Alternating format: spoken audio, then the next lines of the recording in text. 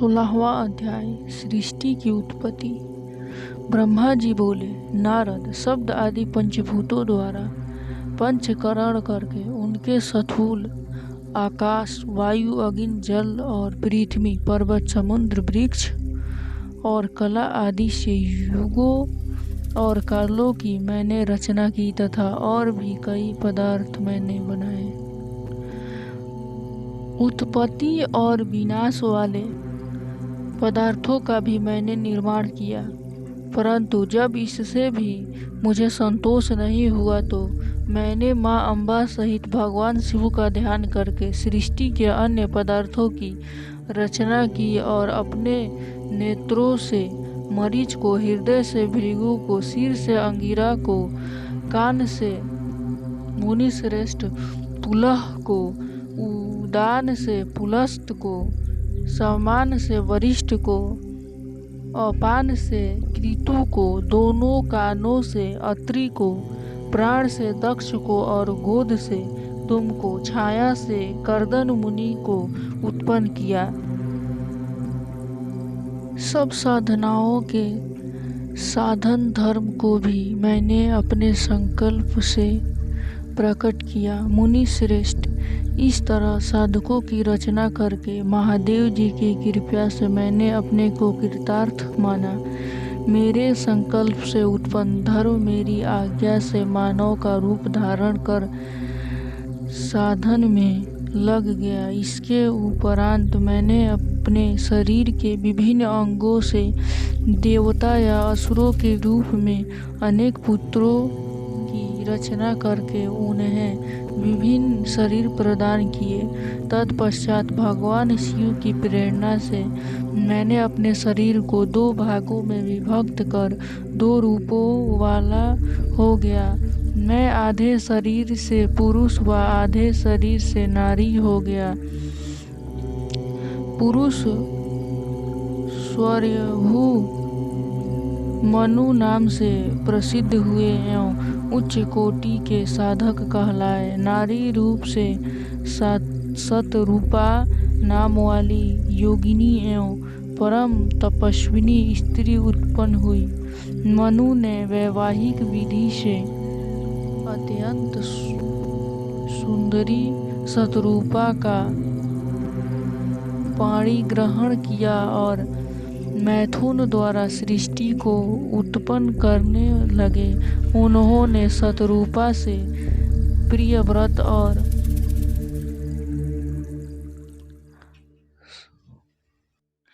उतानपाद नामक 2 पुत्र तथा अकुर्ती, देवहूत और प्रसूति नामक 3 पुत्रियां प्राप्त की। अकुर्ती का रुचि मुनि से, देवहूति का कर्दन मुनि से तथा प्रसूति का दक्ष प्रजापति के साथ विवाह कर दिया गया। इनका संतानों से पूरा जगत चराचर हो गया। रुचि और आकुर्ती के वैवाहिक संबंध में यज्ञ और दक्षिणा नामक स्त्री पुरुष का जोड़ा उत्पन्न हुआ। यज्ञ की दक्षिणा से 12 पुत्र हुए। मुने कर्दन और देवहूति का संबंध से बहुत सी पुत्रियां पैदा हुई। दक्ष और प्रसूति से 24 कन्याएं हुई। दक्ष ने 13 कन्याओं का विवाह धर्म से करा दिया। ये 13 कन्याएं श्रद्धा, लक्ष्मी, धृति, तुष्टि, पुष्टि, मेधा, क्रिया,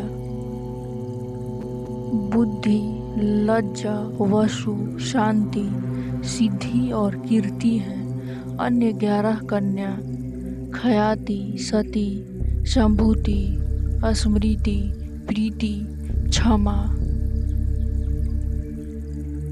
सन्नति, अनसुईया, ऊर्जा, स्वाहा और स्वधा का विवाह भृगु, शिव, मरीचि, अंगिरा, पुलस्त, पुलह, क्रतु, अत्रि, विशिष्ट, अगिन और पितर नामक मुनियों से संपन्न हुआ। इनकी संतानों से पूरा त्रिलोक भर गया। अंबिकापति महादेव जी की आज्ञा से बहुत से प्राणी श्रेष्ठ मुनियों के रूप में उत्पन्न हुए। कालभेद से दक्ष की 60 कन्याएं हुई। उनमें से 10 कन्याओं का विवाह धर्म से, 27 का चंद्रमा से, 13 कन्याओं का विवाह कश्यप ऋषि से संपन्न हुआ।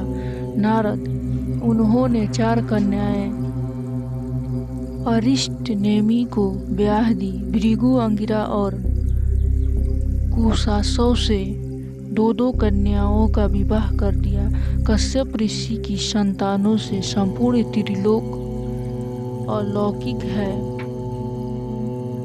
देवता, ऋषि, दैत्य, वृक्ष, पक्षी, पर्वत तथा लताएं आदि कश्यप पत्नियों से पैदा हुए हैं। इस तरह भगवान शंकर की आज्ञा से ब्रह्मा जी ने पूरी सृष्टि की रचना की। सर्वव्यापी शिव जी द्वारा तपस्या के लिए प्रकट जिन्हें रुद्रदेव ने त्रिशूल के अग्रभाग पर रखकर उनकी रक्षा की, वे सती देवी ही दक्ष से प्रकट हुई थी। उन्होंने भक्तों का उद्धार करने के लिए अनेक लीलाएं की। इस प्रकार देवी शिवा ही सती के रूप में भगवान शंकर की अर्धांगिनी बनी, परंतु अपने पिता के यज्ञ में अपने पति का अपमान देखकर उन्होंने अपने शरीर को यज्ञ की अग्नि में भस्म कर दिया। देवताओं की प्रार्थना पर ही वे मां सती पार्वती के रूप में प्रकट हुईं और कठिन तपस्या करके उन्होंने पुनः भगवान भोलेनाथ को प्राप्त कर लिया। वे इस संसार में कालिका, चंडिका, भद्रा, चामुंडा, विजया, जया, जयंती, भद्रकाली, दुर्गा, भगवती, कामाख्या, कामदा, अम्बा, मृडानी और सर्वमंगला आदि अनेक नामों से पूजी जाती हैं। देवी के ये नाम भोग और मोक्ष को देने वाले हैं। मुनि नारद, इस प्रकार मैंने तुम्हें सृष्टि की उत्पत्ति की कथाएं सुनाई हैं। पूरा ब्रह्मांड भगवान शिव की आज्ञा से मेरे द्वारा रचा गया है। ब्रह्मा, विष्णु और रुद्र आदि तीनों देवता उन्हीं महादेव के अंश हैं। भगवान शिव निगुण और सगुण हैं। वे शिव लोक में शिवा के साथ निवास करते हैं।